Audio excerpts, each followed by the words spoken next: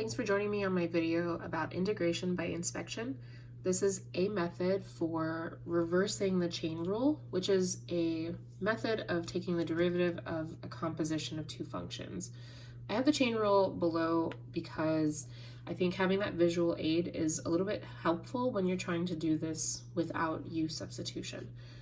So the derivative of a composition of two functions results in the derivative of the outer function with the inner function preserved inside of it times the derivative of the inner function. That orange part is actually really helpful because if we can find that composition in the expression that we're given, then we can clearly see the g of x preserved inside. And we can use that to reverse this operation and use that g of x on the inside here. So then really the only thing we're looking for is the antiderivative of f to give us the outer layer. So let's come over and look at this problem. The composition that I see is right here with the sign composed with x cubed. The inner layer, that g of x, is the x cubed. And that means the outer layer, which according to our chain rule should be the derivative of f, is sine. I'm writing it in simpler terms just because when we go to find the f, it's okay to kind of just think of it as the antiderivative of sine and ignore g for just a moment to make it a simpler problem. So I'm going to go ahead and do that. F of g, if f prime is sine, f should be negative cosine.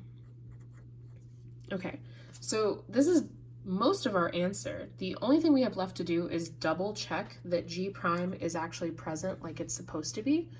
We've already figured out the inner layer, which gives us the inside of our answer, and we've already figured out the antiderivative of f, which gives us the outer layer. We just have to double check that the expression that we're given actually does represent the chain rule. So I need to double check that g prime is there. Once I've observed that it's there or made modifications, then I have my answer already done. All right, so g prime is 3x squared. I can see on the paper that I have the x squared part. This is the f prime. This should be the g prime, but it's not quite there. In order for that to be g prime, it needs to have a 3 in front. So I'm going to modify it. But as soon as I modify the expression, I've completely changed the problem. So I need to make sure that I balance it with a 1/3. So I'm not actually changing the expression, I'm rewriting the way it looks. And now we can clearly see, okay, there's g prime, which means we're ready to go. We have a 1/3 in front, and, oops, sorry about that. And the reverse chain rule is just the f of g. And putting g back in.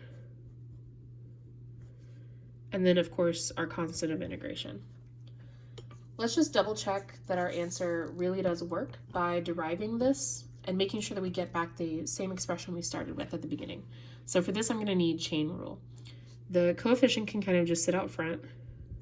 And the chain rule says, find the derivative of this outer function. So derivative of cosine is negative sine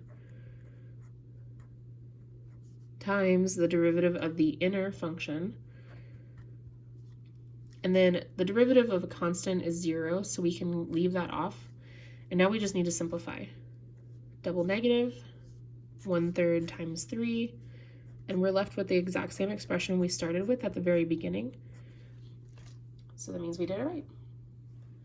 All right, I also made a video on integration by u substitution. If looking for the parts isn't as structural as you would like it and you want something a little more sound and algebraic, check out that other video and see if that helps. I use the exact same problem so you can compare the techniques and see the similarities and differences. Thanks.